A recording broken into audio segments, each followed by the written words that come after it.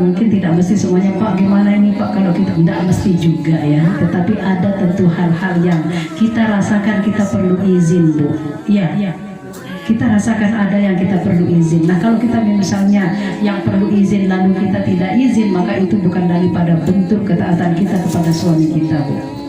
Jadi kalau misalnya, Bu, termasuk enggak kita taat kalau tampil cantik di rumah, Bu?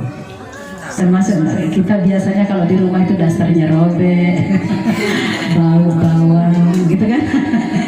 Kemudian bau apa lagi, Bu ya? Habis berbauan itu kalau kita berada di rumah. Beda dengan ketika kita keluar, Bu, dandanannya kinclong.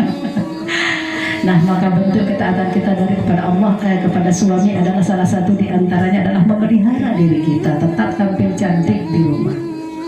Insya Allah, Bu ya, saya juga begitu ya. Mudah-mudahan kita bisa tetap tampil cantik di rumah. Jangan nanti misalnya suami pulang, assalamualaikum kata suami, lalu apa yang dikatakan istri, waalaikumsalam warahmatullahi wabarakatuh. Tegang sekali karena apa, Bu? Ibu sedang pakai masker. Pakai masker, kemudian juga pakai daster, jadi suaminya tidak bisa ngapa-ngapain ya. Nah disambut dengan keadaan yang seperti itu suaminya. Maka ibu yang dimuliakan Allah Subhanahu Wa Taala, bentuk ketaatan kita kepada suami ini sangat banyak, Bu ya. Maka saya ingin menceritakan satu kisah bagaimana seorang perempuan di masa itu bertanya kepada Rasulullah Sallallahu Alaihi Wasallam ketika dia tidak diizinkan oleh suaminya di saat ibunya sakit. Jadi ada seorang sahabat yang sedang berperang, kemudian ibu daripada istrinya ini sakit, lalu dia meminta izin kepada suaminya untuk menjenguk ibunya sedang sakit. Lalu Rasulullah mengatakan, bertanyalah istri ini kepada Rasulullah, wahai Rasulullah, aku ingin menjenguk ibuku tetapi tidak diizinkan oleh suamiku, bagaimana ya Rasulullah? Perhatikan dan taatlah kepada suamimu. Kemudian yang kedua, suaminya mengatakan lagi, kamu tidak boleh kemana-mana sebelum aku pulang. Lalu bertanyalah istrinya ini kepada Rasulullah, wahai Rasulullah, kembali aku tidak boleh menjenguk ibuku, bagaimana ya Rasulullah? Taatilah suamimu kata Rasulullah. Lalu kemudian yang ketiga, meninggallah ibu daripada istri ini. Ketika itu dia bertanya, wahai Rasulullah, ibuku telah meninggal dunia, bagaimana ini ya Rasulullah?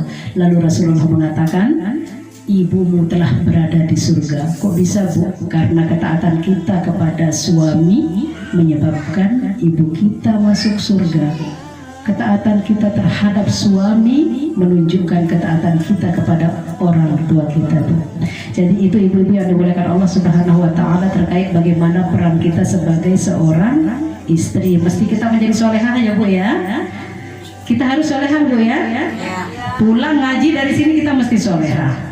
Jadi solehah itu apa tadi, Bu? Apabila dilihat oleh suami dia menyenangkan, apabila diperintah oleh suami dia taat, apabila suami tidak ada maka dia menjaga kehormatannya dan menjaga hartanya. Jadi jangan sampai, Bu, kalau ada tamu suaminya udah 3 kali nyuruh bikin kopi, jangan sampai, Bu. Bu, bikin kopi iya, ting-tong di dapur dah keluar. Bu, kopinya iya, ting-tong dah keluar. Ternyata bukan bikin kopi, Bu.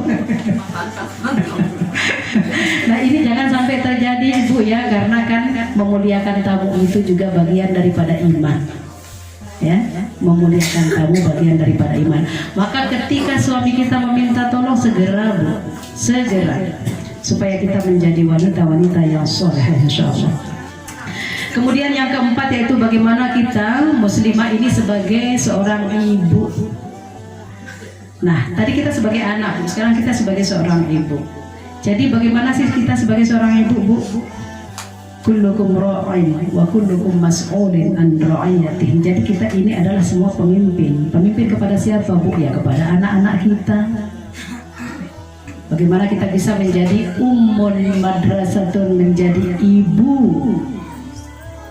menjadi madrasah buat anak-anak kita. Karena apa? Kullu mauludun yuladu 'alal fitrah fa abawahu yuhawidanihi aw yunassiranihi aw yumajjisanihi. Setiap anak itu lahir dalam keadaan fitrah, Bu, tapi orang tuanya lah yang membuat dia menjadi Nasrani, Majusi dan Yahudi.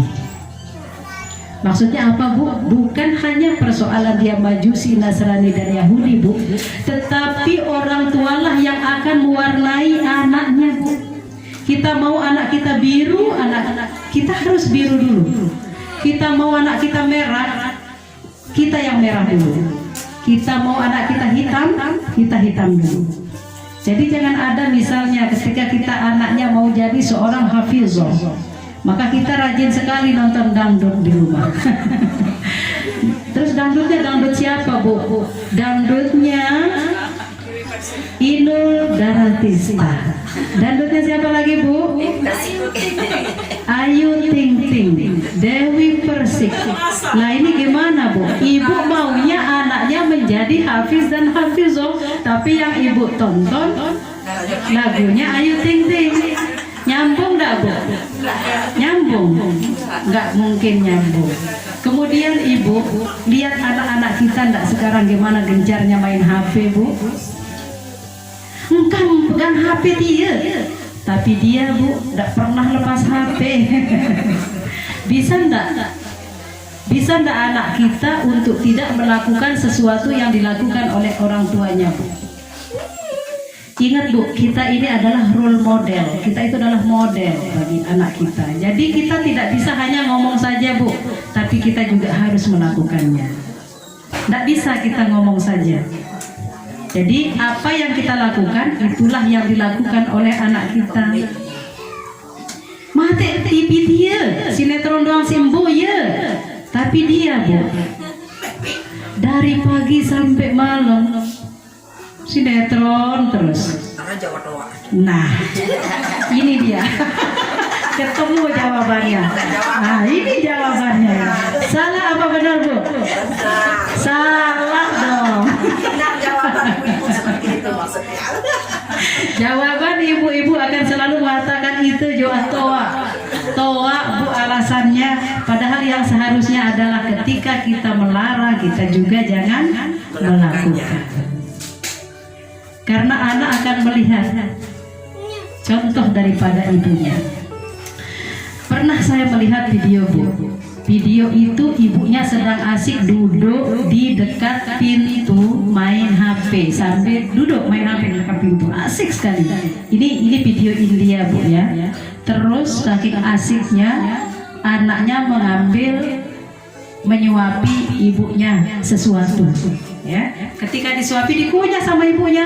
Ternyata apa Bu yang disuapi? Ternyata sendal jepit. Itulah Bu ya, bagaimana keasikan seorang ibu yang ditegur secara tidak langsung oleh anaknya. Setelah sadar Bu, malu nggak Bu? Malu ya? Masya Allah. Itu anaknya mungkin pingin juga pegang HP Bu, tapi karena lihat ibunya yang pegang HP terus, dikasihlah sendal. Nah ini pelajaran berharga ini. Maka ibu-ibu yang dimuliakan Allah Subhanahu wa Ta'ala, jika kita ingin anak kita menjadi solehah, kita dulu yang solehah. Kita belajar, bisa tidak bisa harus bisa. Caranya ya kita belajar. Kalau mau anak kita soleh, ya suruh bapaknya soleh dulu. Caranya gimana? Bawa anaknya ke masjid. Kasih contoh supaya tidak capek ngomong. Saya kebetulan ibu, mudah-mudahan ini bukan riya ya, tetapi ini contoh saja. Suami kebetulan dari kecil anak-anak sudah dibawa ke masjid. Jadi mau sudah besar itu tidak perlu ngomong. Bukan hanya faktor ketika dia persoalan sholat saja, bukan. Yang lain-lain Bu, kita tidak perlu banyak bicara. Karena dia melihat orang tuanya. Nah ibu-ibu yang dimuliakan Allah Subhanahu wa Ta'ala, mungkin saya sedikit ingin bercerita tentang bagaimana seorang Hannah ketika mengandung putrinya yang bernama Maryam. Tahu ceritanya enggak Bu? Mau saya ceritain sedikit? Kita cerita sedikit Bu ya. Jadi Hannah ini kan bukan keturunan seorang nabi. Suaminya adalah Imran. Dia adalah manusia biasa. Hannah juga istri dari seorang manusia, seorang suami biasa. Tetapi ketika itu Hannah berkata kepada Allah Subhanahu wa taala, Allah Subhanahu wa taala menazarkan dirinya kepada Allah, jika nanti aku sudah mengandung maka ini akan aku nazarkan kepadamu ya Allah. Lalu Allah Subhanahu wa taala menerima nazarnya Hannah ya, dengan dia diberikan bayi yang kemudian diberi nama Maryam. Karena Hannah ini sudah menobatkan anaknya, sudah menazarkan anaknya kepada Allah Subhanahu wa taala, maka lahirlah Maryam yang teramat solehah yang kemudian melahirkan seorang Isa. Isa adalah nabi. Mengapa itu terjadi? Karena dari hamilnya sudah dinazarkan kepada Allah, kemudian lahirnya ya menjadi seorang wanita yang solehah, yang taat kepada Allah Subhanahu wa taala, sehingga mengandung tanpa seorang ayah yang juga melahirkan nabi. Tapi ini nanti saya ceritakan ke depan di pertemuan yang akan datang ya. Ayat-ayatnya ada di surat Al-Imran. Mengapa diabadikan dalam surat Al-Imran Ibu? Karena keluarga Imran ini banyak menginspirasi untuk menjadi ibu dan bapak yang baik. Baik ibu-ibu yang dimuliakan Allah Subhanahu wa taala, yang kelima, bagaimana, ini yang terakhir Bu ya, bagaimana peran kita dalam masyarakat Bu. Jadi ibu kita ini juga tidak hanya berperan sebagai anak, tidak juga berperan sebagai ibu, tetapi juga berperan sebagai anggota masyarakat. Lalu apa kata Allah?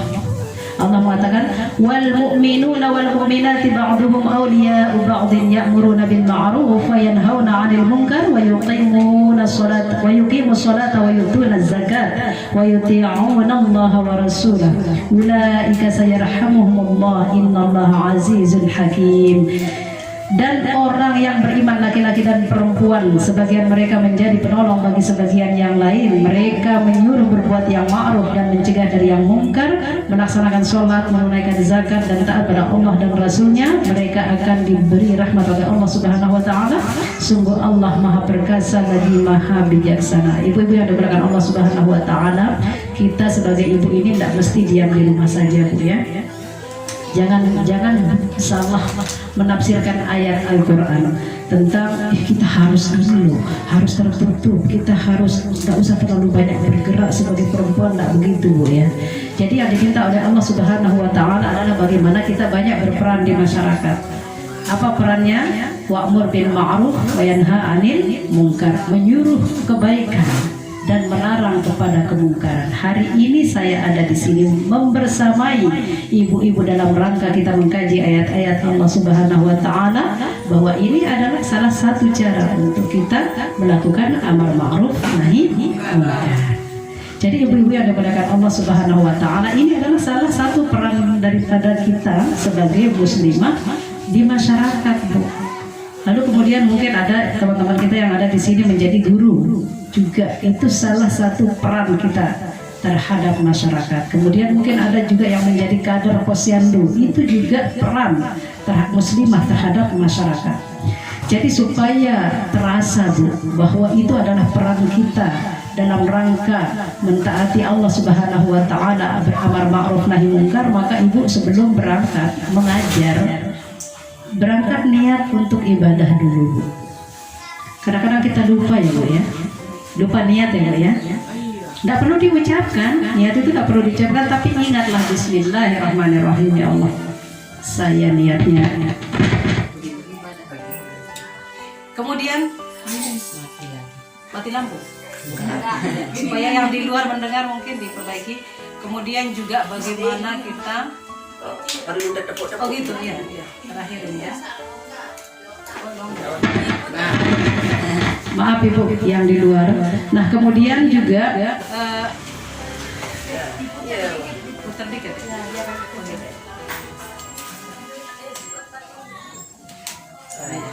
Gimana muternya, kiri apa kanan? Kanan apa ke kiri? Ya. Baterai. Ya. Baik. Kita lanjutkan sedikit Ibu. Peran kita terhadap masyarakat itu juga tadi ya, salah satu diantaranya adalah membentuk pengajian ini. Kebetulan saya kemarin bicara sama merebotnya ya, Pak Merebot, saya bilang sama Pak Jumahir, saya mau ibu-ibu di sana kumpul, kira-kira jamaahnya banyak enggak Pak? Yang bilang Insya Allah banyak katanya, semangat sekali beliau ya. Mudah-mudahan Allah Subhanahu Wa Taala memuliakan merebut kita ya. Iya Bu, kita saling doakan. Oh, tidak didengar. Mau dengerin ya? Banyak untuk. Alhamdulillah, subhanallah ya.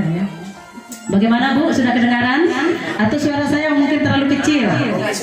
Sudah, kebesaran ini. Saya membesarkan volume. Baik ibu-ibu yang dimuliakan Allah Subhanahu Wa Taala, saya sampaikan kemarin ke Pak Jumahir supaya kita nanti tetap melaksanakan pengajian Bu ya. Ibu mau tidak saya lanjutkan bulan depan? Kita ini dalam rangka kita mencas diri Bu, dalam rangka kita meningkatkan iman kita, karena al-imanu yazidu wa yanqus. Iman itu dia kadang-kadang bertambah, kadang-kadang berkurang. Sama dengan HP-nya Bu, bukan HP-nya saja yang dicas Bu, kita juga nih pemilik HP mesti dicas. Ibu kalau nggak dicas sama suami gimana nih perasaannya? Nggak enak juga Bu ya, nggak dicas berbulan-bulan. Nah kita juga begitu. Kalau iman kita tidak dicas Bu, maka yang ada di pikiran kita, kamu ketawa dulu ya. Ya, ini yang kebetulan mungkin bapak-bapak ada di luar, jangan juga tidak cas istrinya ya. Nah kebetulan yang hilang casnya juga mohon bersabar, minta kepada Allah Subhanahu Wa Taala. Wasta'inu bis-sabri was-shalat ya. Iya.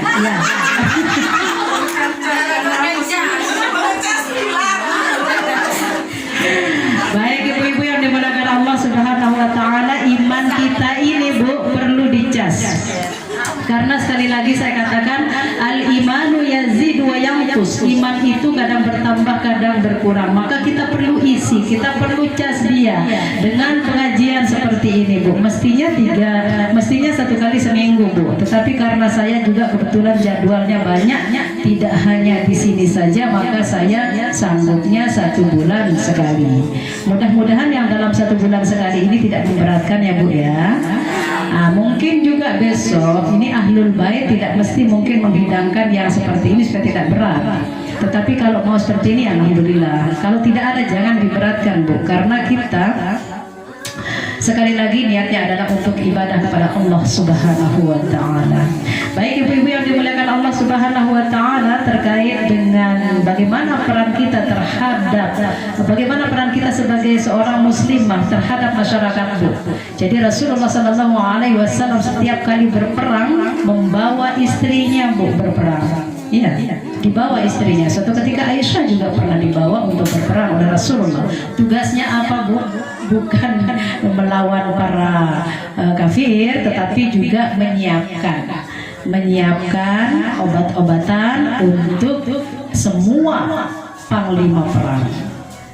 Jadi ibu jangan merasa di dapur saja, di kasur saja ya, tetapi berperan, ayo berperan. Nah, jadi ibu-ibu yang dimuliakan Allah Subhanahu Wa Taala, Aisyah radhiyallahu anha, istri Rasulullah Sallallahu Alaihi Wasallam, dulu beliau meriwayatkan banyak hadis ya, karena banyaknya hadis yang diriwayatkan oleh Aisyah istri Rasulullah Sallallahu Alaihi Wasallam, maka Rasulullah memerintahkan kepada para ulama untuk belajar kepada Aisyah yang begitu muda Bu.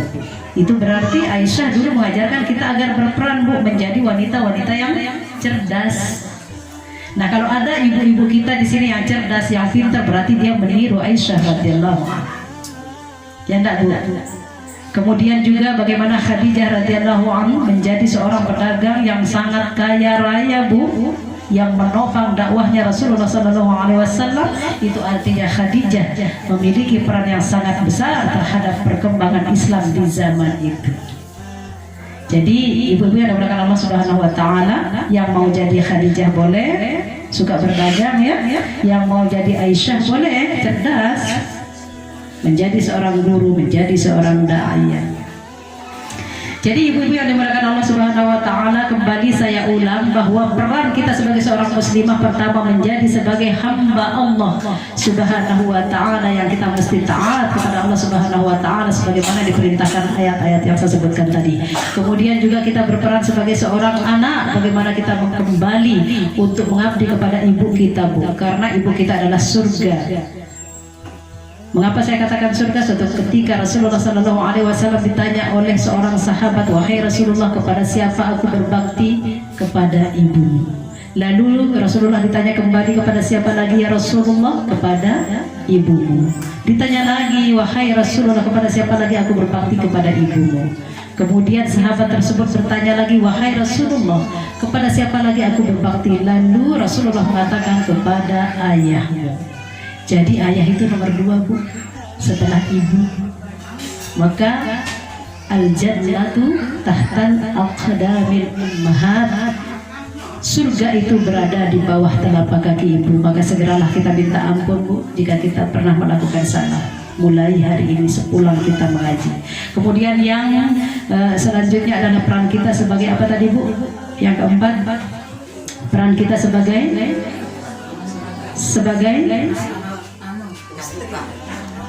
istri Bu, ya, sebagai istri. Kemudian yang terakhir adalah bagaimana kita seorang muslimah ini berperan sebagai anggota masyarakat. Jadi ibu-ibu yang dimuliakan Allah Subhanahu wa taala, sekali lagi saya katakan, mari kita menjadi seorang muslimah yang baik, mari kita menjadi seorang muslimah yang Allah ridhoi, karena suatu kala nanti ketika Allah mengatakan, ya ayyatuhan nafsul mutmainnah, hai orang-orang yang berjiwa tenang, kembalilah kepada Tuhanmu dengan penuh keridhaan. Jadi kalau kita sudah menjadi wanita yang baik, muslimah yang baik, maka insya Allah kita akan mendapatkan keridhaan dari Allah Subhanahu wa taala. Begitu Bu ya? Oke, siap menjadi muslimah yang baik Ibu? Oke, dengan menyandang 5 peran yang saya sebutkan tadi. Baik ibu-ibu yang dimuliakan Allah Subhanahu wa taala, saya ingin mengakhiri pengajian kita hari ini dengan satu hadis ya, bahwa kebaikan itu Bu, bukan hanya ketika harta benda kita melimpah, bukan hanya karena status sosial kita meninggi, bukan karena kecantikan kita yang semakin kinclong, tetapi yang dimaksud baik oleh Allah Subhanahu wa taala adalah may yuridillahu bihi khair yufaqih fiddin. Barang siapa yang dikehendaki baik oleh Allah Subhanahu wa taala adalah dia diberikan pemahaman tentang agama. Maksudnya bagaimana Ibu? Dengan kita datang ke majelis ta'lim ini, maka kita termasuk adalah orang yang ingin tahu tentang agama dengan mengkaji ayat-ayat Allah Subhanahu wa taala. Baik ibu-ibu yang dimuliakan Allah Subhanahu wa taala, kita sama-sama beristighfar dulu Bu 3 kali ya. Astaghfirullahaladzim, astaghfirullahaladzim, astaghfirullahaladzim. Mudah-mudahan Allah Subhanahu wa taala menerima istighfar kita, menerima taubat kita. Nasallallahu wa fadhul qarib. Assalamualaikum warahmatullahi wabarakatuh. Sebelum kita menutup kegiatan kita ini Bu, supaya Allah Subhanahu wa taala memberikan keberkahan, kita sama-sama membaca doa kafaratul majlis Bu ya. Subhanakallahumma wa bihamdika asyhadu an la ilaha illa anta astaghfiruka wa atubu ilaik.